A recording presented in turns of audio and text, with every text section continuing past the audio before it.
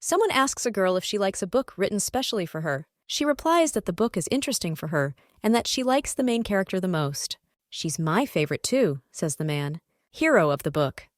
Enoch Silas was able to defeat the evil dragon and save the continent because the main character was next to him, the most brilliant sorceress in the world, beloved of Enoch, crown prince of the empire, who will soon become empress, Elizabeth Lilly. The girl notices that the main character has the same name as her. The man assures that she noticed correctly because the main character is she, Elizabeth. Suddenly, a little girl wakes up thinking that she had another dream in which a certain person tells her that she is the main character. She constantly dreams of the same dream. A man appears in it and shows her the book.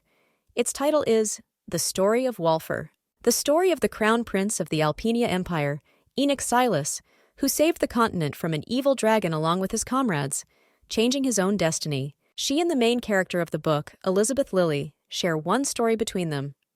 The girl was born in a small but very peaceful village. But one day, sectarians who worship the devil came there and killed all the villagers. One of them, brandishing a weapon and shouting for the girl to give up her life for the sake of the master, intends to kill her. However, suddenly, a spirit appeared in front of the cultist and intended to protect the young lady.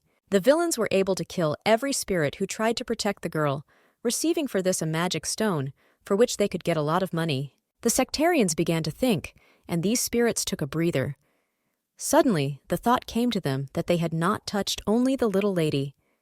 Thus, they guessed that she could call them and hid her in the lair. The girl, imprisoned within 4 walls, notices that the full moon has arrived, which means that today, the villains will force her to call upon the spirits. She becomes very scared.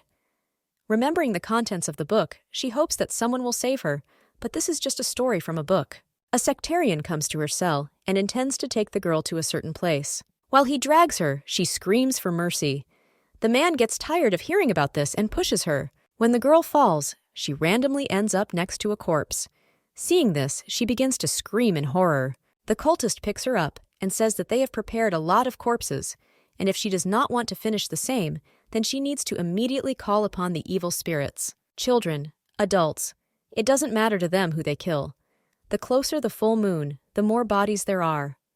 The girl wonders how many more people should die and how long she should suffer. She is so tired that she thinks it would be better to just die. The girl remembers the words of the man from the dream, who tells her not to worry. The main character will not appear immediately, but that same person will definitely save her. Suddenly, someone attacks the sectarians, and they try to defend, but they fail. When you meet this person, you will recognize him immediately, because he will be more beautiful than anyone she has ever seen, says the man from the dream. A girl, seeing a guy unknown to her, immediately remembers the words spoken in a dream, believing that he is her savior. Looking at her savior, she's surprised by his beauty, similar to the Milky Way that she once saw. She wonders if this was described in the book. She saw something similar inside the evil spirits, but it was not as beautiful as the guy's. "So it's true," the boy says, staring at the girl. Hearing these words, the heroine remembers that this phrase was in the book. Thus, she decides that he is the same person from the story. Ashalot Vane is the strongest battle mage of the 12th and a graduate of the Axiom School, one of the 7 schools of magic. It is often called Axiom School's destructive weapon and Punisher. As one of the magician comrades of Enoch, the main character of The Tale of Walfer, he was known as a heartless man. In addition, Ashalot was both Elizabeth's benefactor and her enemy. If you ask Elizabeth why she hated him, her answer will be that their first meeting was terrible. In the book, she, afraid of the guy, called upon evil spirits to attack him. Resistance, of course, was pointless, according to her. That's why Ashalot wanted to kill her at first, not only because of hostility, but also because summoning evil spirits is considered a serious crime and implies immediate execution. However, the girl decides that she does not need to be afraid, knowing that the guy will not harm her. But she's still scared. Suddenly, Ashalot asks her if he likes candy. From his clothes, he takes out priceless lilac candies that can be used instead of a magic potion. The girl decides that he wants to restore her magical power and then use her for his own purposes. Ashalot eats one of the candies and then offers it to the heroine. Seeing this, she thinks he's trying to calm her down. When she eats it, the girl experiences great pleasure from the too wonderful taste. However, the candy is also very sticky and sweet, according to her. Ashalot asks if the girl speaks the state language. Hearing a positive answer, he also asks what her name is. Elizabeth remembers that Enoch gave her the surname Lily later. If you follow the original plot, she only needs to give her name, but she wonders if anything will happen if she says her last name a little earlier. As a result, the girl answers with her full name along with her last name. Noticing that she has a surname, Ashalot decides that she is an aristocrat, but the heroine denies this. The guy also becomes interested in how she ended up here, and Elizabeth says that she was almost sacrificed, but then she called upon evil spirits and the sectarians dragged her into the lair. Have you summoned evil spirits? Showing interest, Ashalot asks the following question. The girl decides that everything will be fine. Even if the calling of evil spirits is a crime, he will not kill her, because she is a sorceress with the Eye of Truth, so she firmly answers yes to this question. The Eye of Truth is an ability that allows you to see the true name and essence of a spirit at a glance. It takes decades for even the most experienced wizards to acquire the talent of understanding at first sight. In the 800-year history of magic, there are not even a dozen such masters. That's how rare and valuable this ability is. Therefore, he will not kill her because of some kind of summoning of spirits. Ashalot asks how she realized that they were evil spirits. The girl replies that the sectarians told her so. The guy asks if she has any things that she wants to take. Finding out that there is no, he uses magic, and the limiter from her neck breaks, and she also becomes clean. The girl remembers how it was written in the book that Ashalot hates dirt. She decides that she was so dirty that he used cleansing magic. Suddenly for her, the guy takes her in his arms and teleports up. She is surprised that they were transported in the blink of an eye. Ashalot warns that now they will teleport again, so he asks her not to go crazy. After they were transported again, Elizabeth felt sick and had to go behind a tree. Because of this, the girl wonders if the guy might be angry that she got dirty again. Stretch out both hands, Ashalot asks, causing the heroine to shudder. She begins to wonder why he asked for this, assuming that he will only let her go when he cuts off her hands. Still, she stretches out her hands, and with the help of magic, Ashalot summons purified water that you can safely drink. After she drinks the water and feels refreshed, the guy picks her up again, and the girl decides that they are going to teleport again. But surprisingly, he just goes. Ashalot tells her to sleep, but Elizabeth claims she doesn't want to, but falls asleep anyway. The heroine has not yet fully recovered from sleep, which is why she becomes interested in where the light in the cave comes from. When she fully wakes up, she notices that Ashalot is not nearby and begins to shout to him. Elizabeth begins to worry that the guy could leave her, but still reassures herself that he would not do that. In the book, the girl herself ran away from him. It was not easy for a child who was treated like a slave to trust anyone. However, he caught her almost immediately, but even after that, the girl tried to sneak away, and this was one of the fatal mistakes in her story. Suddenly, Ashalot comes from the forest, who noticed that the heroine had already woken up. Seeing the guy, Elizabeth intends to shout out her name, but stops in time because she should not know his name yet. Eat, says the boy, holding out a plate of food. The girl asks where he got it from, and he says that he bought it in a neighboring town. The heroine assures Ashalot that since he went to the city, he should have taken her with him. However, he replies that he could not, due to the fact that her mana circle would not withstand teleportation magic. Hearing about this, Elizabeth wonders what the circle of mana is. The girl notices that from such a question, the guy was confused because his swirl trembled. The thought comes to Ashalot that, of course, she is hardly familiar with this word. He says that each human soul has its own circle of mana. Usually for humans, it consists of 12 rings, but for wizards, it can be 13. However, she notices that she only has 2 left. Ordinary people die when their circle is broken, but she is a sorceress, so she managed to survive. The heroine becomes interested, since she can use the broken circle of mana, then why it will not withstand teleportation magic. She remembers that in the book, the girl cast magic without any problems, even when her circle of mana was broken. Ashalot wonders if it's wise to show something like this on the street. Elizabeth, hearing this, decides that he deliberately ignored her question. It clearly shows what will happen to a person who has only 2 rings of mana and the amount of magic required for teleportation. When they touch, the bubble, which played the role of a person with a small number of mana rings, explodes. Elizabeth wonders if it would be the same for her if she teleported. The guy replies that this is how it will happen. The girl understands that nothing will work out for her because she has not yet grown to the level of a great sorceress. Can I get better? The heroine asks Ashalot.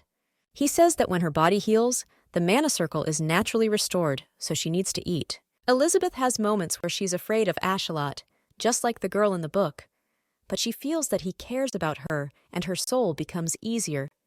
She decides that it was not in vain that she ran away from him. In an unknown city, the heroine is surprised by how many people are around, but she wonders where they are. It's been a long time since she left with Ashalot. All these days she ate, slept, and when she was sick, the guy treated her with his healing magic. While she was sleeping, they set off again, but she fell asleep in the forest, but they managed to come to the big city. Elizabeth wonders if she slept, and wonders if the boy walked around all night. He says that not much time has passed, and her mana circle had recovered a little, so it simply moved through the space folding. She becomes interested in what this term means. Ashalot explains that this is one of the types of teleportation magic. This technique is used to move through space in a straight line. Instead of bifurcating the body, she will connect two places. Elizabeth wonders if it's a burden for the guy to talk to her. She asked about this because she noticed how he didn't finish his sentence, and if he was still irritated by her questions, she would sit in silence. Ashalot explains this by saying that she will simply have difficulty understanding most of what he says. He decides to ask if he still wants to have such a meaningless conversation despite this. However, she really wants to listen to him and learn everything from him.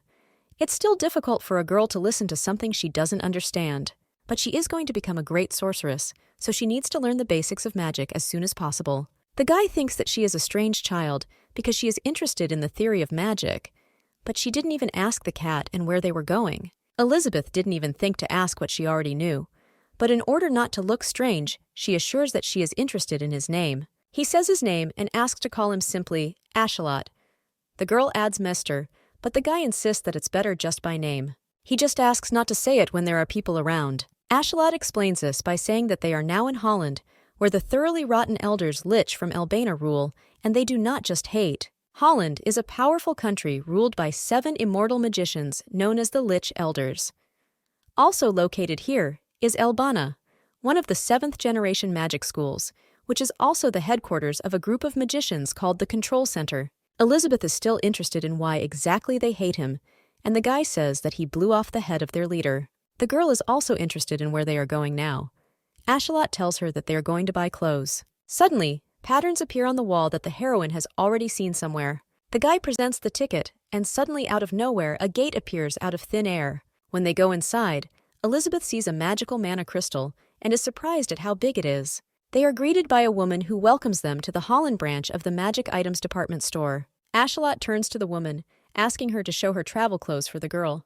She asks to lower Elizabeth to the ground, and the worker begins to take her measurements. Using magic, she summons many outfits, and the heroine wonders if she really needs to try them all on. Is this too small? The guy asks after hearing the young lady's words. The woman overhears their conversation about the small number of outfits and decides that they need to add more, but the girl assures that there are enough of them. Then Ashalot asks to try them on faster, but according to the heroine, the fitting will take forever. Enoch, being obsessed with Elizabeth, bought for her everything that caught his eye. She, of course, cut off all his attempts in the bud every time. When the girl read about this in the story, she was even envious. During the fitting, the worker praises one dress after another and how it looks on the girl. The woman also says that each set had special charms placed on it, so that she would not feel any discomfort when wearing it. Elizabeth intends to ask Ashalot something, but he is the first to ask a question in order to find out if she liked something. The girl is worried that all the outfits are too expensive, but the worker assures that their prices are quite reasonable. The guy asks not to worry about this because he can easily buy the entire store. Since he said so, the heroine begins to think about the clothes, which are all beautiful, but, in her opinion, do not look like travel clothes. Seeing thoughtful Elizabeth, the boy decides that apparently she didn't like anything, and the woman calls her a picky mistress. Then, the worker decides to show her some more travel clothes. This is the latest kit from Bakpun's workshop.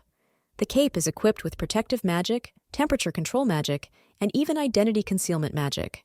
They take this set, and Ashalot asks to bring more clothes. They ended up buying a bunch of stuff. Because of this, the girl assumes that the guy just likes shopping. The woman asks what she should do with the clothes she bought. Should she wrap it right away, or will she put something on right away? And they choose the second option. The worker takes the girl to the fitting room, but when she looks in, she sees sectarians who order her to summon evil spirits. Trembling with fear, Elizabeth asks the guy to be nearby, and he just needs to respond or just clap his hands. The heroine continues to apologize, and Ashalot says that's enough and snaps her fingers. Immediately after this, Elizabeth appears in her new clothes, which the guy put on her using magic. She assumes it's because all the clothes they bought have enchantments on them. Once they are done with the shopping, Ashalot asks to bill them for everything. The worker intends to write everything down to the Aragold Association of Magicians. However, Ashelo asks not to do this, which the woman is surprised at because he has always used this account. Having paid for everything, they leave the store and everything now becomes clear to the girl. She remembers the coat of arms of Devarim, one of the 7 magical schools where wizard engineers are trained. Elizabeth notices that the woman recognizes him and wonders if it could be that he used magic on her. But the guy asks not to worry about it. The heroine is afraid that she might tell the Lich Elders about him. But Ashalot doubts this because she works in the trade sector and will not do anything that will deprive her of profit. The guy says that the girl needs to be fed properly in order to grow up and offers to spend the night at an inn today. After some time, Ashalot is left alone and speaks to someone using magic. This person is interested in knowing how the guy ended up there. According to him, it takes a long time to explain and asks to read his memories, which makes the interlocutor surprised because he does not like mental magic. A person learns about the sectarians, also about the fact that the ancient ruins have been occupied, and, most importantly, the sorceress with the Eye of Truth. Suddenly, Elizabeth finds herself in an unknown place, which is very dark. The girl wonders where she is, and a certain voice answers, in a place to match a pathetic slave. To a slave? Upon hearing this word, the heroine thinks that she is still in that cave, but she got out of there, and she is no longer a slave. She is the main heroine of The Story of Valfor. Elizabeth asks a voice unknown to her who he is. He thinks it doesn't matter now. The voice is surprised that she seriously believes that she is the one she has written about in the book. In his opinion, it is impossible for some farmer's daughter to become a great sorceress. The girl considers everything said to be untrue because she has the Eye of Truth. However, the voice believes that her gift has already destroyed a lot of people and evil spirits. "No, it wasn't me who killed them!" the young lady screams, covering her ears. The voice asks if she really thinks that she is inside the story, and he wonders what she will do if it turns out to be just her crazy ravings. The girl claims to be Elizabeth Lilly, someone who remains strong even in the face of many adversities. Meets the main character, Enoch, and overcomes numerous obstacles. And then she becomes a great sorceress who defeats the dragon. "It's me, Elizabeth Lilly!" the heroine screams and soon wakes up. The room turns out to be dark, and the girl thinks that everything that a certain voice said could be true. She worries that everything around her is just her illusion, and she herself is still inside that cave. But she quickly recovers from these thoughts, because Ashalot saved her from there, but she begins to wonder where he is. In pitch darkness, the girl begins to shout his name, asking him to answer her and not leave him. As soon as he opened the door and Elizabeth saw the guy, she immediately rushed to hug him. She tells how she woke up and everything was very dark and he wasn't there. The heroine does not like dark places and also does not like to be alone. "Can you stay with me?" asks the terrified girl. Ashalot wonders if she is afraid of him. According to him, he is not as good a person as she thinks. However, Elizabeth is in tears and assures the boy that he is a good person. She remembers how he was in the book, not only a cold-blooded person, but also the only comrade of Enoch who did not expect a reward from him. In addition, when Elizabeth, with whom they did not get along particularly well, was in trouble, he was the first to rush to the rescue. The heroine turned off the path along which the real Elizabeth should have walked. Much of the story will change, however. Ashalot, who saved her, is still with her. The heroine assures that she is not lying, saying that he is truly a good person. Noticing the young lady's persistence, he agrees to stay with her. In the morning, Ashalot thinks about how the girl cried last night. In order for everything to get better, at least one mana ring needs to be restored. Elizabeth wakes up from the words of a certain person who says that Ashalot should have called him earlier, since the baby is in such a state. If he hadn't been here, everything would have turned out sadder, according to him. The guy asks him to stop talking and just heal her. Opening her eyes, the heroine notices a snake in front of her, who asks not to look at her because she is not yet fully recovered. The snake tells her not to worry about anything, saying that she will cure her completely. When she opens her eyes again, many things will change according to her. Suddenly, Elizabeth wakes up in a completely unfamiliar place. Noticing that she has woken up, the snake comes close to the girl. Looking at her, the heroine thinks that she sees something that should be invisible. The snake is surprised that she sees her, thinking that the girl has difficult eyes. The young lady is scared to be around. The snake notices this and thinks it's cute that she is afraid of her. In order not to frighten her, the snake transforms its appearance, becoming human. He says his name, Vasilios, and also that he is a friend to her. He also says that he is going to become her guardian and teacher. The girl is surprised that the snake has just turned into a human. It also seems to her that she has already heard this name. The man asks if he can call her Ellie, noting that she can simply call him Vassal. Suddenly, she remembers Vasilios' axiom. He is the head of the Mages Guild and a demon who entered into a contract with the first magician Athanasia. He did not appear in the book, but Ashalot mentioned him. He said that he educates magicians and that he is a pervert who loves to remake the bodies of his students. "I woke up then," Elizabeth's savior says, opening the door to the room. The girl immediately rushes to him, and he asks if this damn snake did something to her. She assures that nothing happened. According to Vasil, if someone listened to Ashalot from the outside, they definitely wouldn't understand. He also says that he has already completely corrected Ellie's body. A little later, the heroine asks again about the fact that the man corrected her body. He says that now she does not have a cyst, her teeth are intact in place of the broken ones, and her stuttering has also disappeared. He also adds that while she was sleeping, they moved her a little. Now she understands why she woke up in a different place. They are located in a town on the border between Alpenia and Holland. Soon they will board an airship and go to Aragold. This is the city of magicians. He also notices that in front of her is the president of the Aragold Association of Magicians, as well as the godparent of Ashalot. Vassal assures that he is not surprised if the guy didn't even introduce himself because he is very quiet. The man also says that the girl will have to stand trial when they arrive in Aragold. This is because she summoned low-level evil spirits according to Vasil. However, he asks not to worry about it because she is a special child. Elizabeth thanks him for the explanation and that he fixed up her body. Calling her cutie, Vassal asks the heroine if she will become his student if she liked the new body. He assures that for this, she just needs to sign on his hand for the teacher-student contract. Ashalot intervenes in this conversation, using magic against the man. Vassal finds this act cruel, explaining that he is simply taking advantage of the opportunity to become Elizabeth's teacher. The guy said that since the treatment is over, the man can simply disappear, because his help is no longer needed here. They begin a conversation in which Vassal says that he does not intend to leave, because if he does this, he will not be able to see Ellie for a whole week. Ashalot asks him to die, since he is unable to wait. Suddenly, the girl raises her hand and says that she doesn't mind if the snake goes with them. She guesses they are pretty close.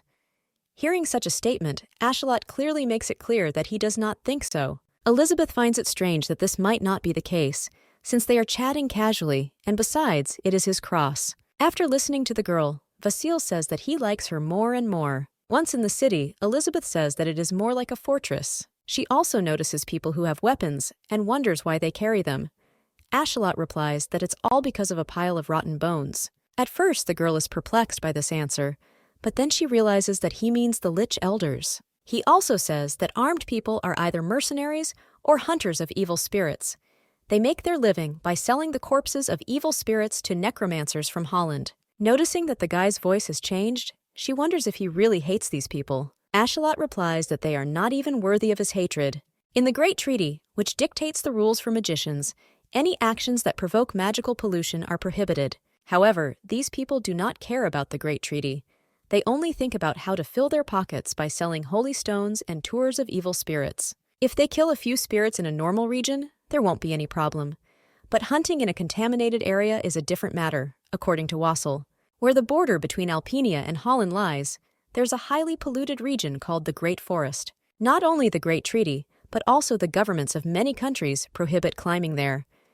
This is because this can cause the level of magical pollution to increase dramatically.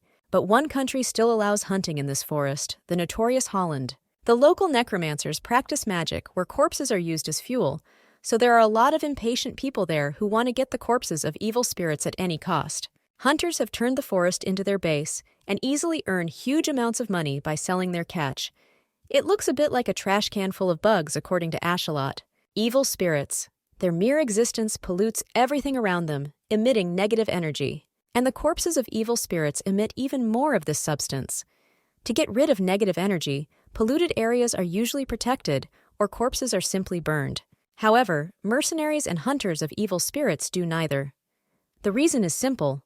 The first is too expensive. The second completely deprives them of profit from the sale of corpses. Elizabeth suggests that the guy blew off the head of one of the Lich elders because of what they were doing with the Great Forest. She believes that they wanted to grab more holy stones and the corpses of evil spirits, which is why they broke their promise. The girl remembers that even in the book, it was said that Ashlot fought only with those who went against the Great Treaty. Vassal notes that she said everything right to the point. Calling her smart, he asks if she wants to know anything else. Noticing his past words that it would be bad if people found out that the defender of the Great Treaty in Holland, they are interested in how he is, without hiding his face, suggesting that he used some kind of charm. Vassal says that he used a stealth spell, which causes a malfunction in the brain so that a person cannot identify a certain object. However, it slightly reduced the effect of the spell. Elizabeth is happy that she was right, and the snake is surprised at how much of a genius she is. Ashalot believes that she perceives information very well, and her memory is excellent according to him. The girl thinks this might be annoying, but the guy assures her that everything is fine. Curiosity is a good trait, especially if she wants to become a magician in his opinion. Vassal clings to, if you want, assuring that she will definitely become him. The heroine wonders if she wants to be a magician. After all, a magician is not who she wants to become, but who she should be. Suddenly, Ashalot notices something in the shop and wants to buy it. Vassal wonders how the guy was able to spot another boring battle golem here. Hearing this, Ellie wonders what it means. The seller says that in front of them is a cube golem, which looks like this before activation. The man lets the heroine rub him, and she notices that he is warmer and heavier than he looks. "Just dare to buy this useless junk!" Vassal shouts in rage. Noticing the hairpin, the snake asks Ashalot to buy it for Ellie instead of the golem. The guy thinks that if this thing breaks, the girl might get hurt. However, the seller assures that this will not happen. He says that the hairpin is made of tempered glass, so even if it breaks, it will not fly into large fragments that could injure Ellie. Ashalot asks the heroine if she also wants a hairpin, and she begins to think about it. Without waiting for an answer, the guy buys it and puts it on the girl right away. "Not bad," he says, seeing how it looks on her. Vasil also notices the cuteness in front of his eyes, claiming that the hairpin suits her very well. While Ashalot strokes her, the girl thanks the guy and the snake for everything. When Elizabeth goes to bed, the guy suggests that she take off her hairpin before going to bed, because it will get in the way. But the girl assures that everything is fine. Ashalot asks her to fall asleep, and notes that there is no need to force herself to stay up at night. She says that she tried to sleep, but she still couldn't. He asks why she can't sleep, asking her to tell her if something hurts. But the young lady assures that the matter is different. The girl is worried that suddenly, everything that is happening to her now is just a wonderful dream. "Elizabeth," the guy says, causing her to jump up, all because he called her by name for the first time.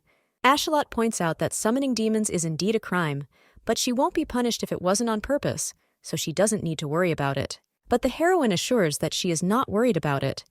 The guy then asks if it's because she doesn't want to become a magician. Hearing this, the girl screams that she cannot become someone else. Realizing that she got carried away, Elizabeth explains that she is simply worried that she won't be able to do anything else, even if she tries. And since she has been given a talent for magic, she wants to become a sorceress. She recalls how in the book, the heroine made 2 fatal mistakes. The first was an attempt to escape from Ashalot, and the second was the abandonment of the path of a magician in favor of the noble family who adopted her. Unfortunately, these aristocrats turned out to be secret cultists, and Elizabeth was again brainwashed. The young lady asks the guy if he really doesn't want her to become a magician. She thinks that Ashalot never once offered her to become a sorceress. The book said that he only saved her because of the gift. The girl wonders why he didn't try to convince her to become a magician then. She suggests that this may be due to the fact that she did not show her talent as well as in the book. The guy replies that that's not what he meant. He says that once she makes a choice, there will be no turning back. Elizabeth thinks that perhaps the guy thinks that she cannot bear the burden of her own talent. According to her, maybe he is right, because all she does is run away from difficulties. The heroine decides to throw these thoughts out of her head because she is the same one who was written about in the book. She's not running away from being the main character, she just wants to go down a slightly different path before she meets Enoch. In addition, she likes this Ashalot much more than the one written about in the book. The girl assures that it's okay if there is no turning back. She believes that no matter what she does, as long as she has these eyes, she will still eventually become a sorceress. The guy finds it surprising that neither he nor Vassal told her about the features of her eyes, but she already knows very well what's what. The girl realized that he deliberately did not tell her about the eyes. Bottom line, she just made a mistake. She thinks about how long ago he guessed everything. If he gets disappointed in her because she lied to him and hates him because of it, she will go back to the relationship they had in the book. Ashalot pats the young lady on the head and asks her to take it easy and stop trembling. He doesn't care what she's hiding. The girl asks him if he knows everything and that he read her thoughts using magic. The guy, not knowing what she's trying to say, says that it is not so. He explains that mental magic is not his strong point, but that she simply hid it too poorly. The girl immediately trusted him, even though she was meeting him for the first time, and relied on him as if it were something ordinary for her. That's when he began to suspect that she knew in advance that he would come for her. Since he knew everything, Elizabeth asks why he was so kind to her, but he claims he didn't do anything special. But she assures him that he cared about her, even though he knew she was hiding something from him. Ashalot, hearing this, wonders since when is it a crime to have secrets. He also explains that if this were the case, her ability would not pose any threat to him, so there would be no problem. The guy asks her to go to bed, assuring her that he is not angry with her at all. He also says that tomorrow they will board a flying ship, so she needs to gain strength. The girl notices that he is not lying, because inside his swirls there is peace and quiet. The heroine asks if she can definitely not tell her secret. Ashalot asks her if she really wants this so much, and when Elizabeth shakes her head, he asks her to sleep again. Having fully realized that the guy guessed, she mentally asks for forgiveness for lying to him, but explains that there were reasons for this. Even though she can't say everything right now, the girl still intends to say something. She promises to try so that Ashalot does not regret meeting her. He also asks if he can thank her for pretending like he doesn't know anything. Of course, the guy answers. The next day they came together to the port of flying ships in Holland. Vassal, before they board, assures them that they will have a great time. However, this seems strange to Elizabeth, because they are flying there for her trial. The girl talks with surprise about the first time she sees an air tower with flying ships. They are met by a guy who, for the sake of identification, asks the heroes if they are members of the Aragald Association of Magicians. He says that it is not often that one comes across such amazing stealth magic skills. He recognizes Vassal, but notes that a newcomer would not have a chance. Ashalot asks why the flying ship is still anchored. The man replies that loading is in full swing and asks to follow him, intending to take them to the cabin. The girl asks a question about magic crystals, and their attendant reveals that they call them membranes. They attract objects of a certain size to prevent collisions between flying ships and ensure smooth operation of the air tower. Elizabeth wonders why they don't just land the ships on the ground and why the air tower is needed. Snake notices that this is not the only purpose of the membranes. They also charge the magic crystals on board the flying ships so that they can soar into the air. The heroine notices that this is convenient and is surprised that magicians came up with all this. Vassal says that they shoveled his whole body to make this nonsense according to his words. He also wants to say that if she plans to stop by the workshops in the future, Ashalot interrupts him and tells him to stop chattering. Hearing this, the man who accompanies them feels that his explanation has tired them out. Vassal explains that he is just an illusion created through the magic of communication. Only she and Ashalot can see him. The girl realizes that the man might think that she is chatting to herself. The guy asks the escort to tell him a little about himself, noting that he looks like a battle mage. The man remembered that he had not introduced himself, despite the fact that they would spend 3 days together on board. My name is Mikhail Yulpendis. He is a 5th-class battle mage and the best mage of the 2nd Magic Platoon of the Alpenia Empire. Ashalot asks what the 5th-class mage left on the freighter. He explains that the ship will be carrying experimental military equipment. He is here as an escort. The guy is also interested in what the association told about him. Mikhail tells how they told him that a 7th-class assistant magician needed help finding a ship to Aragald. They also added that this man survived the risky voyage without any problems. They also said that along the way, he could leave the mission to him. It looks like he was misled. If Ashalot expected something completely different, he would do everything possible to find them another ship. The guy claims that he understands everything, and the main thing is that they will take them on board. Mikhail believes that there should be no problems. If something goes wrong while sailing, his reward will be doubled. The girl, listening to the conversation, notices that the man said that Ashalot is a 7th-grade magician, and apparently he still doesn't know who he really is. The guy wonders what if he abandons the mission after they set sail. Mikhail assures that in this case, they will take care of everything themselves. The man takes them to a room, which he says they can occupy. Elizabeth is surprised that, according to her, they do not have cabins here, but real rooms. Mikhail intends to leave the heroes, assuring that he will come for them later and also asks them to rest. When they are alone, Vassal transforms into a human form and asks Ashalot why he is so unsociable. He wonders if he will kill him on the spot if he makes friends with one of the other wizards. "Who would say?" the guy answers. To which the snake explains that there is no point in messing around with those who have no talent. Hearing this, Ashalot looks at Vassal with contempt, which makes him wonder what kind of expression he has. He says that unlike some, he doesn't avoid talking out of laziness. The girl asks the man not to be angry, claiming that he has a heart of gold. From these words, he wonders how one can be so kind. And also cute, according to him. He asks her to never change and quickly become a wonderful sorceress. "Yeah, I'll try," the heroine replies. Vasil notices that this was a promise and reminds that a word given to the supreme demon should not be broken. Elizabeth will think about the fact that magicians of the 5th class should be considered quite strong. The book said that they were among the country's elite. Remembering the man's name, she diligently tries to remember if he was mentioned in the book. The girl is distracted from her thoughts by Vassal, who, standing next to the window, asks her to come over. Looking out the window, the heroine notices that they have already set sail. Elizabeth decides that since she can't remember, then he didn't play an important role in the plot, so it's easier to forget. On the first day of their journey on the flying ship, Mikhail introduced them to the crew. They ate delicious food and had a good time walking around the ship. But even while they were sleeping peacefully, the flying ship continued on its way. After some time on board, Elizabeth becomes bored, and Mikhail reads this on the girl's face. He invites them to go out on deck. There is a strong wind blowing through there, but the view, he says, is very beautiful. However, Ashalot rejects this proposal due to the fact that it is too dangerous. The magician says that his heart bleeds when he sees sad children. Taking out the candy, he asks the young lady for forgiveness, knowing that there is nothing to do on board. He treats her to sweets, noting that he bought them for his daughters, but perhaps she wants them too. Elizabeth thinks about the fact that Mikhail looks only 20 years old. "Do you already have children?" The heroine is interested. He explains that he looks older than he looks. Wizards look younger than their years. He is actually 40, and he has long become the father of 2 daughters, who are approximately her age. Mikhail says that the eldest is 7 and the youngest is 5. The girl wonders if they are considered peers, even if she is 10. The man, like everyone else, is surprised by this news. Ashalot makes it clear by his actions that he is waiting for an explanation from the girl. She says she just didn't eat much, but when she was 5, she and her friends looked the same.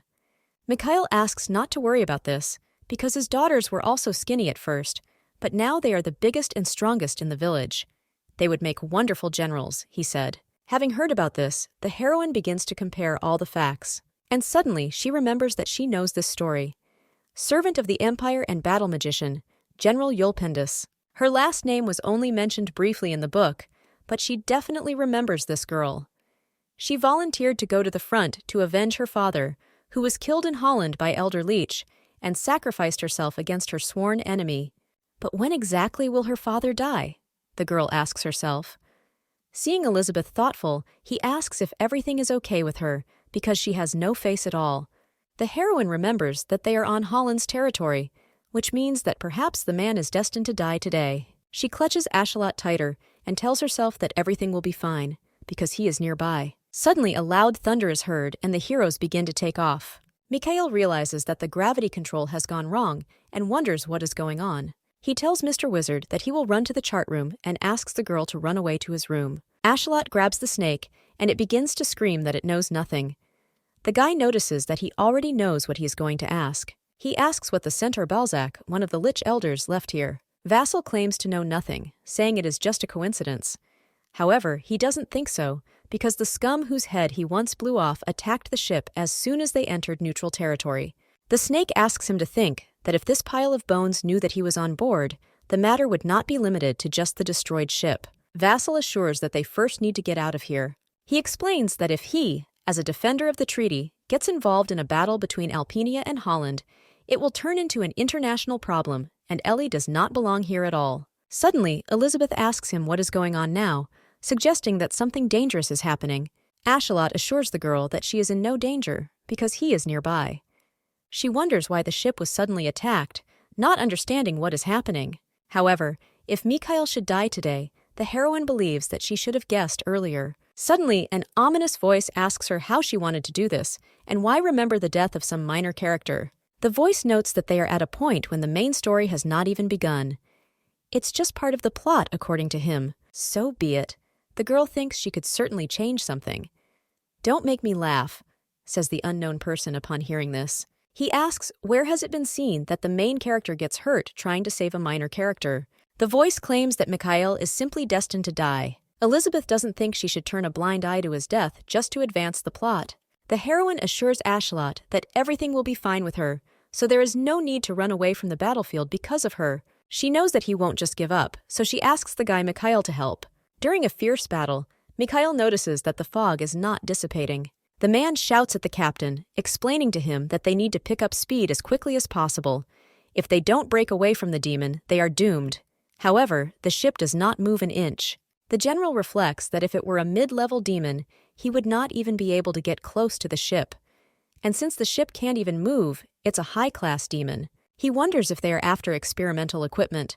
He also notices that the crew is holding together only thanks to protective magic. But soon it will weaken, and then they are all doomed to death. So be it, but an Imperial warrior cannot die without a fight.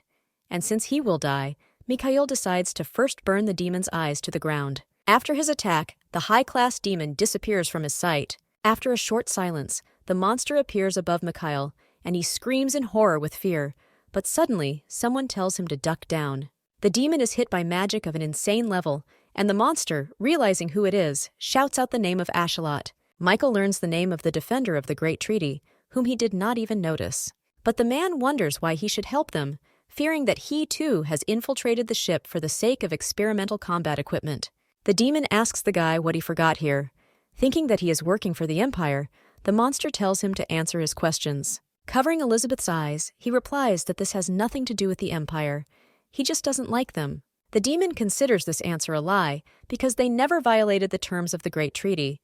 Therefore, he becomes interested in what he doesn't like about them. Thinking that this will pass for the reason, Ashalot explains that it is unpleasant for him to see a creature left without brains talking. "Damn little man!" the demon shouts, after which the guy uses his magic again on him, and he is erased from the face of the earth. Everyone around, as well as the captain of the ship, are horrified by the guy's enormous magic. Mikhail thanks for the help, noting that he could not even think that he would personally meet the 12th student of the Axiom School. However, Ashalot says that this is still the end, and that soon the head of their forces, Centaurus Balzac, will be here. The captain, hearing the name of one of the immortal rulers of Holland, blames Vane for everything. Suddenly, the captain is hit by an automatic spell that goes off whenever he is threatened. He didn't even think that in such a situation, someone would accuse him of being a villain. Mikhail, having understood everything, asks when Balzac's forces will appear here. The guy replies that in 5 minutes. The man thinks about how unconscionable it will be, but he simply has no choice. Otherwise, he may never see his wife and daughters again. Bowing his head, he asks if Ashalot can defeat Balzac's centaur, the Alpenian Imperial Army, and he personally would never forget such a gesture of kindness. If he helps, in return, they will fulfill any request of his that they are able to fulfill. Hearing about this, the guy asks if he knows how to look after children. Mikhail assures that he can do it, and taking care of the girls, according to him, is generally his calling. Ashalot says that he will return for the girl in a week, and he hopes that during this time there will be no problems. He explains to Elizabeth that this man will keep an eye on her for a week, and if she is against it, he can say so. The heroine wonders if he really will have to fight for a whole week. Ashalot explains that fighting the dead is not the same as fighting the living. They will not stop until their vessel of life is destroyed. The girl thinks about the deadline, but she understands that if he does not participate in the battle, Mikhail will probably die. The man wonders why the girl looks at him so strangely, thinking that he is so unreliable for her. Remembering that she still has Vasil, he still agrees to this. Mikhail asks not to worry. He will protect her even at the cost of his life. The guy hopes so, because if something goes wrong, he won't get away with his life. Soaring above the sky, Centaurus Balzac makes himself known, telling everyone that he has arrived. He tells Wayne to come out. The guy who replaces the captain wonders if they will die because his bride is waiting for him at home. Maybe he'll just refuse, Ashalot thinks.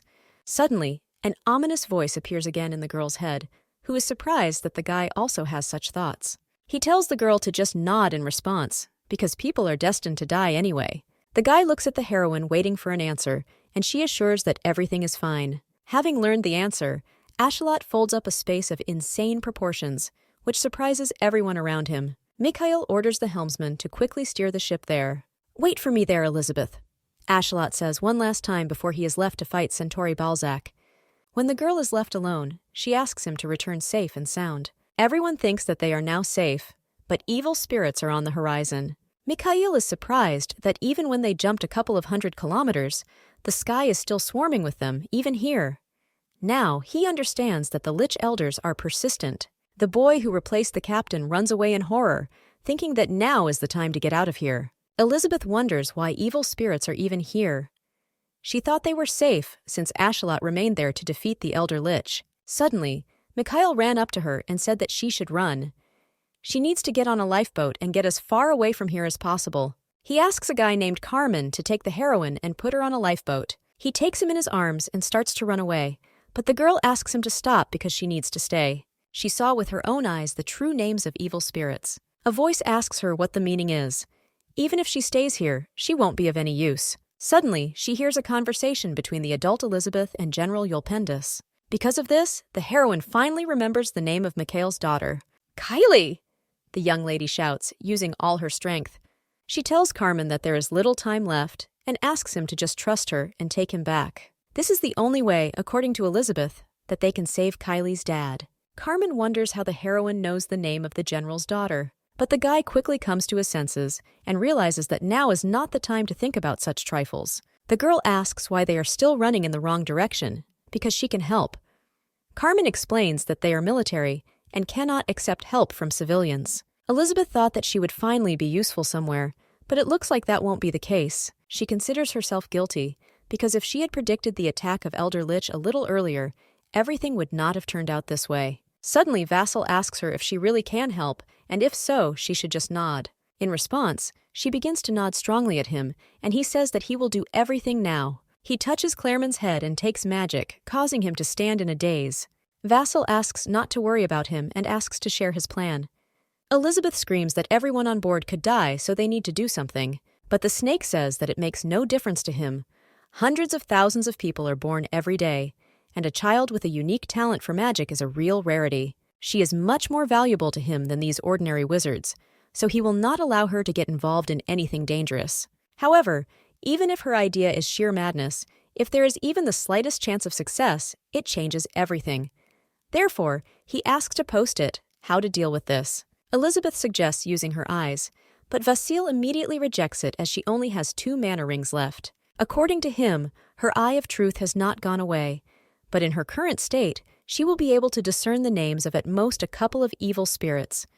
She doesn't stand a chance against the contract. To use summoning magic, the summoner must overcome 3 stages. The first one is called Challenge. The summoner summons a spirit or demon into their world.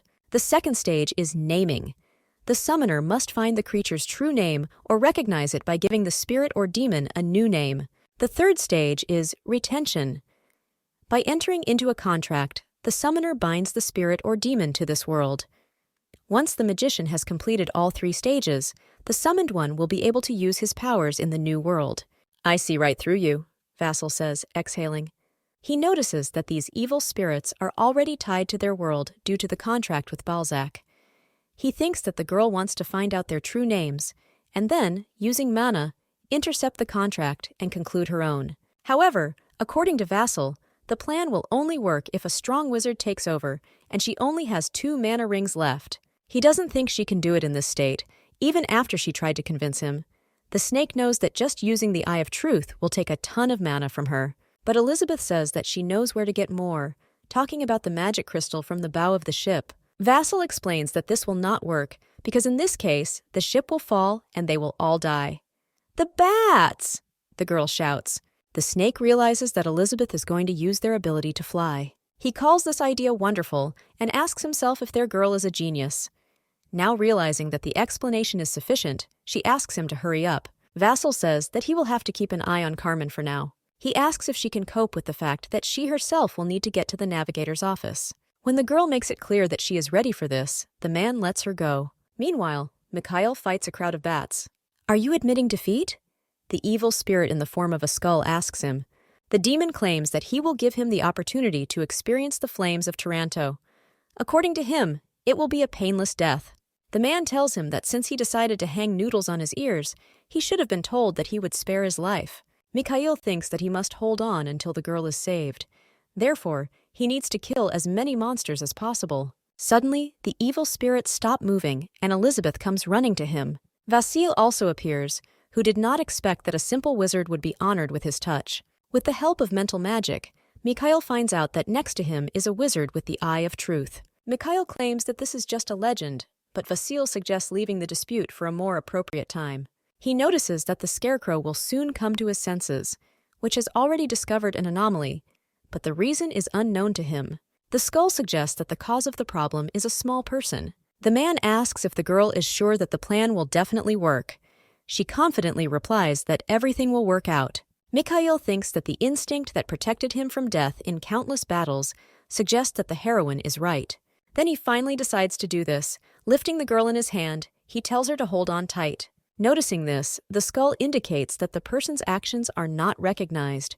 He demands to stop approaching. However, Mikhail, with the help of magic, manages to get past the ominous spirit. When they use the magic crystal, the man creates a magical barrier. He says that he won't keep the bats out for more than 10 minutes.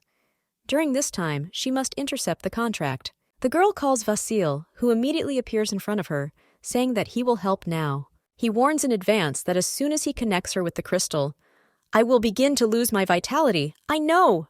Elizabeth interrupts. In order for her to quickly absorb mana from the magic crystal, it will briefly change her physique. However, with such a weak level of vitality, he notes that she will only have one chance. Suddenly, Vassal asks if he can improve her brain at the same time, and the girl resolutely replies that it is not necessary. Vassal thinks this answer is rude, but he still likes determined children like her. When Elizabeth begins to absorb huge amounts of mana, she begins to feel pain. There is too much mana pouring into her, but now she will simply release it out. Looking at the bats, she orders them to move away from the protective barrier. The skull says that the small man is a threat and orders the object to be stopped. After this order, the mice again attack the barrier, which Mikhail is trying to hold with all his might. The heroine believes that this demon will lose control of the spirits again. The real Elizabeth Lilly has done this a bunch of times. If the deal is with a demon who is subject to control magic, the first thing you need to do is try to give orders to his monsters, the minions. This way, you can hurt his pride, and during the fight for the right of control, you can be able to intercept his true name. Mikhail screams that he will no longer be able to restrain evil spirits. She asks to wait a little longer, but the demon orders the magic crystal to be destroyed. After a strong and joint attack from the bats, Elizabeth falls off the crystal and falls down. She starts looking for anything. She needs a magic item with the largest mana crystal. Having found the blade, she decides that it is just enough for her. "Your name is Skula!" the heroine screams as she falls down. Elizabeth gives orders to the demon whose name she has just learned. Hearing the girl, the skull orders the bats to catch her. Having flown up to the happy heroine, he asks her for the full name of the new contractor. Elizabeth asks what he's talking about. "Full name. No understanding reached? Your name." Hearing the girl's words, the spirit says, she gets the idea of what Skula is trying to tell her and tells her what her name is. Having accepted the information, he says that she is recognized as the new official contractor and that the first command has been successfully completed. He requests a new instruction, but she doesn't understand what he means. Skula has recorded weak language skills, but he will improve the situation by starting to set up a new way of using language tokens. The skull again says that he carried out her first order and asks for the next one. Elizabeth tells him to go upstairs first, but she notices that the ship can't stay in the air because she took all the mana from the crystal. At this rate, it will simply collapse and shatter into pieces. The girl demands Skula to make sure the ship does not fall. However, he says that the order is unreasonable. He offers to take Elizabeth to safety. The heroine assures that she must save people. The skull explains that the ship's approximate weight is 3 tons. 247 minions are not capable of supporting such weight. The girl understands that she cannot leave everything like this. She takes Skula by his empty eyes and begins to shake him. He explains that he has already notified her that the order cannot be fulfilled. Elizabeth claims that we can do it. She says he will take care of one half and she will take care of the other half. "We can do anything!" the girl screams and throws Skula up. Using her gift, she gives it to the bats, who keep her from going to the ship. She flies up to Mikhail, who is happy that the baby is safe. Elizabeth jumps into the man's arms, and Vasil also expresses his joy that she is okay. Mikhail asks himself a lot of questions, but the most important one is whether she was able to rewrite the contract. The girl proudly replies that she was able to do it, but she notes that this is not the main thing now because they need to get back on board. The man agrees with her and offers to run to the lifeboat, but the heroine says no. Once the magic crystal is completely depleted, the lifeboat will also not take off. Elizabeth assures that she is able to prevent the ship from falling. Mikhail first decides to ask how she will do it, but asks her to forget about it and asks what her plan is. She says that first you need to put the ship in emergency landing mode. This way they can keep it flying all the way to the ground. But the man notices that there is no mana left at all. The girl says that they will do without mana because she made a contract with the demon. Therefore, according to her, everything will work out. "Okay, I believe in you," Mikhail replies, hearing the little lady's words. But first, they need to find someone on board who knows how to steer the ship. Suddenly, the general is shouted by Carmen, who claims that things are bad. The boy says that the girl he ordered to be sent to the lifeboat has disappeared somewhere. However, the guy standing next to him notices Elizabeth next to Mikhail on the magic crystal. Seeing her, he wonders why he stuck his head out if everything is fine with her. Carmen tries to calm him down, saying that he didn't lie and that she really disappeared. Since everything is fine with the girl, the boy thinks it's time to move on. But Mikhail approaches him, who asks him that he knows how to control a ship. The guy wonders what he is doing here, noticing that in front of him is an ordinary civilian. He has already guided the ship through the portal, and, in his opinion, it can now go in all 4 directions. The general says that they need to put the ship into emergency landing mode, and with the words that they are going back to the navigation room, he drags him along. The boy asks his wife for forgiveness, feeling that he most likely will not return to her. The heroine tells Skull that he is doing a great job and demands that he continue to keep the ship in the air, and she will make him take off. Skull is surprised that the girl is human, noting that her talent for control surpasses his. He doesn't understand this. In his opinion, an ordinary person cannot do this.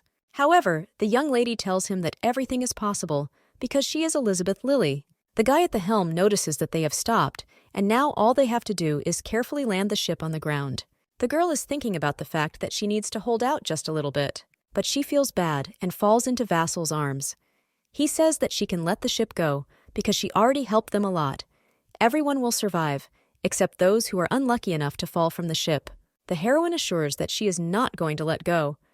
Snake wonders why all talented children are so stubborn. Then, Vasil is going to use magic to at least take away her pain, for which the young lady thanks him. Snake is surprised how she was able to do something like this at such a young age.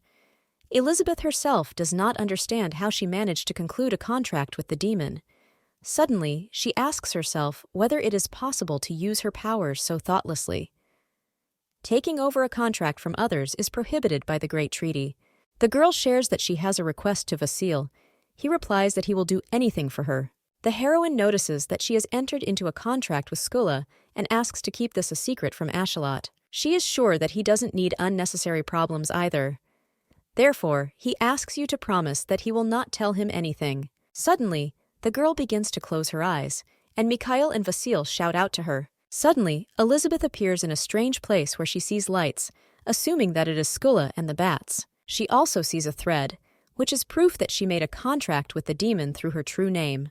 The girl thinks this is strange, because she doesn't understand how she knows all this. She also saw someone else's thread, which indicates a contract with the previous owner, which means it has not yet been broken. Elizabeth realizes that Skula cannot understand who its current owner is and decides that the best option would be to cut off someone else's thread. However, the voice of Centauri Balkas suddenly appears. He also recognized the girl who was saved by Ashalot. The heroine thinks that he felt someone tampering with the contract. Because of this, he was able to invade her mind. Elder Lich wonders how one of the mortals was able to intercept his contract.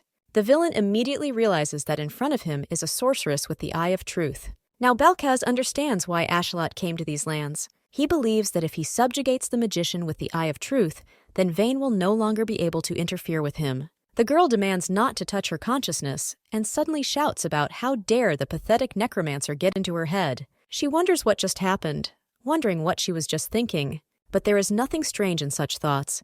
She is Elizabeth Lilly, a brilliant sorceress and mistress of her destiny.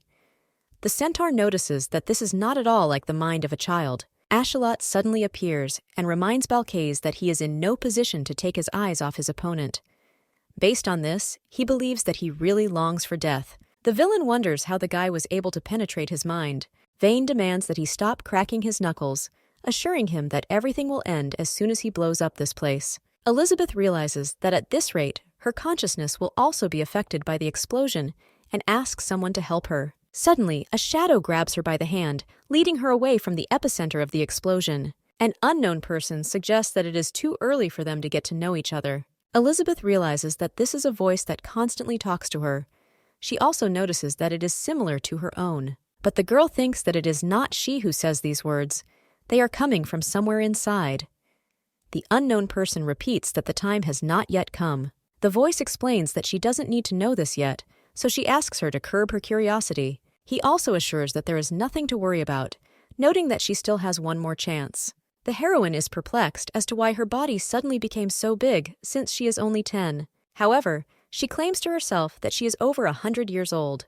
She wonders why she suddenly imagines herself as a child. The girl is on board a Continental Union warship. She is Elizabeth Lilly, brilliant sorceress, lord of 7 demons, heroine who defeated the dragon, ruler of the Alpenia Empire, and head of the Valfera Continental Union. However, despite all these big titles, she is afraid to fight him. The heroine's summoner, the horseman of the dawn, Lucifer, turns to her, asking if the girl has changed her mind. She assures him that this is not so, saying that she has nowhere to retreat. She intends to get to Turris Tempestus, the Tower of the Storm, the last stronghold of humanity, the castle of the first magician Athanasia. Once upon a time, she wanted to be on top of it. The heroine orders Lucifer to immediately destroy the barrier. "Well, let's go, Madam Brilliant Sorceress." Having successfully completed the assignment, the boy asks. Ignoring Lucifer, the girl tells Enoch to be on his guard. The man wonders if they will really go there. "What? Do you want me to go alone?" Elizabeth answers. Enoch assures that this is not so, and if she decides to do this, it is his duty to readily follow her. Along the way, the man, thanks to his weapons and excellent skill, deals with the evil golems. However, this is not enough, and they are surrounded.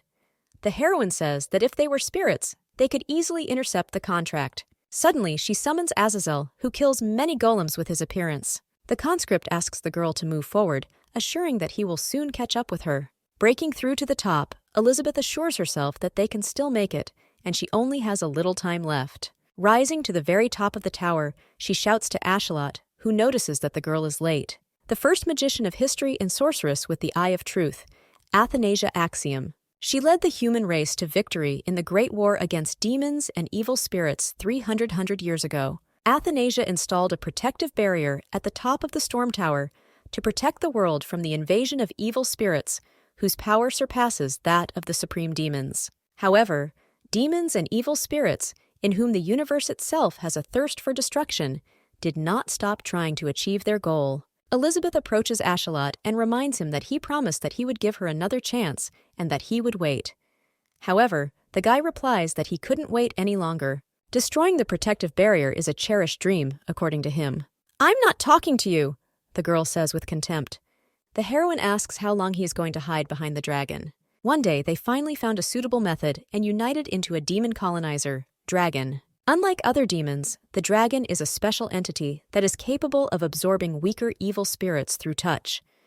As time passed, the dragon absorbed more and more entities and became incomparably stronger until Elizabeth managed to seal it after the battle. However, one of the supreme demons who entered into a contract with Athanasia removed the seal from the dragon.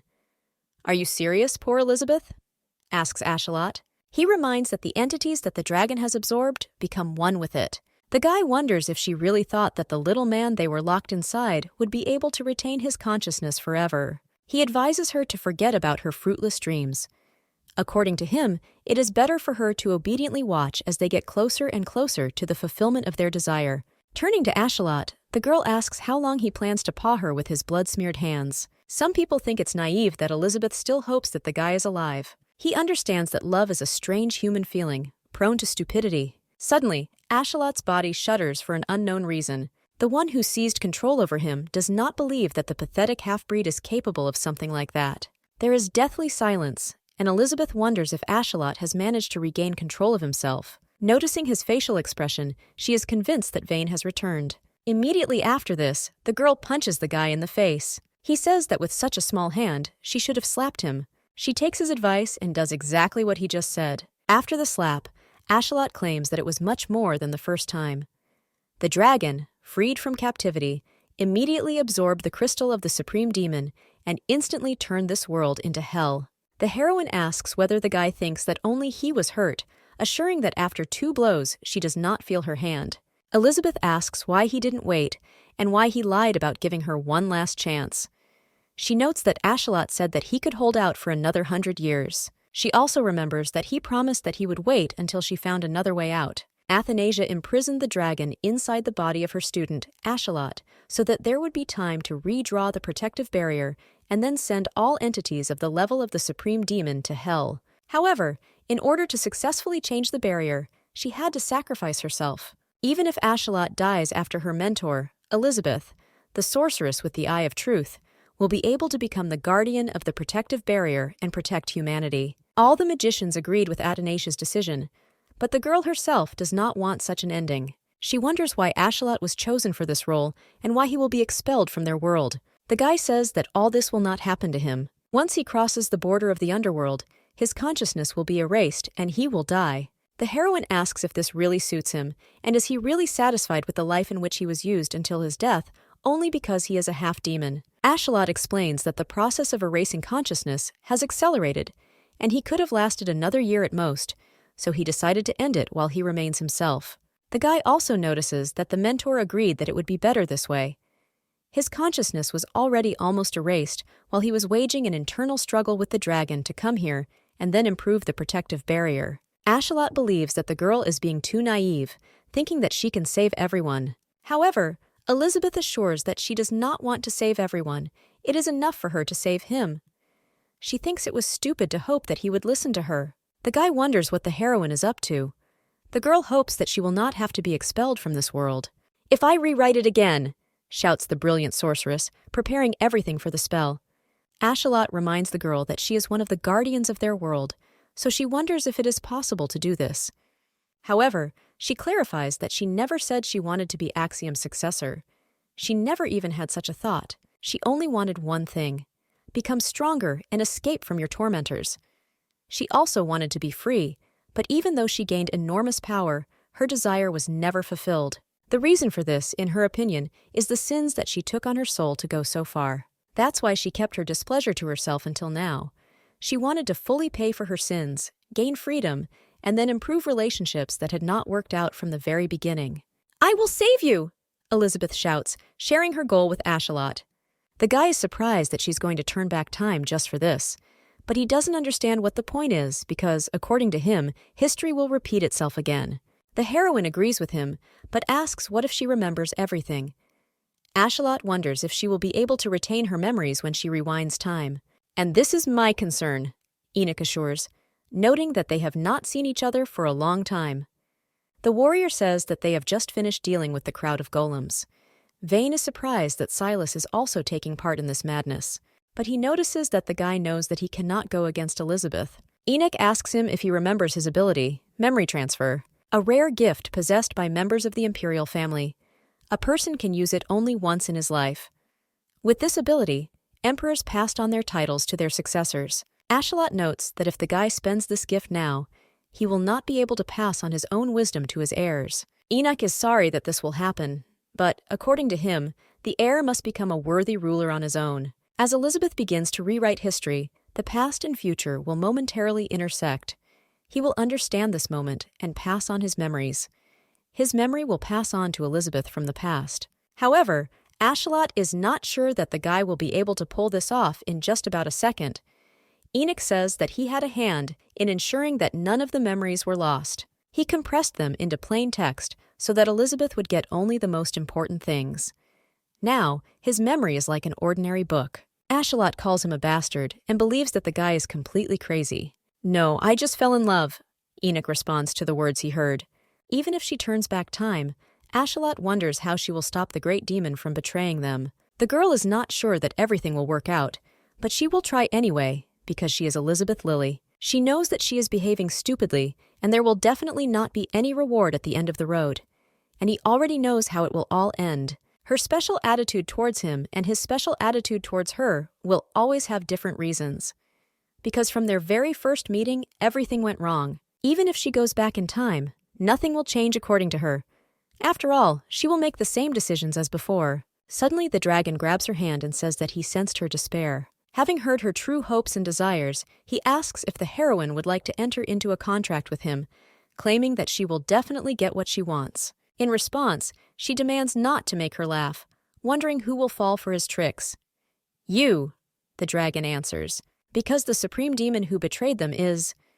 Suddenly, Elizabeth wakes up from a long sleep. The girl thinks that she dreamed of Ashalot, but the strange thing is that she remembers almost nothing. But even everything that happened before she fell asleep seems unreal to her. Wondering where she is, someone tells her that her awakening is successful and that her consciousness has been restored. By her strange manner of speech, she recognizes Skull. He confirms that this is the demon with whom she entered into a contract and that, in essence, no deviations have occurred. Elizabeth wonders when he managed to turn into a cat. Skull explains that body grab is one of his skills. To hide one's essence, he said, disguise is necessary. He reveals that the skull was a cover based on the preferences of the past contractor. The appearance of a new one required updating the camouflage. The girl also likes the cat more than the skull. Suddenly, a woman comes into their room and notices that the heroine has woken up. "Did you sleep well, Elizabeth?" An unknown person asks the little girl.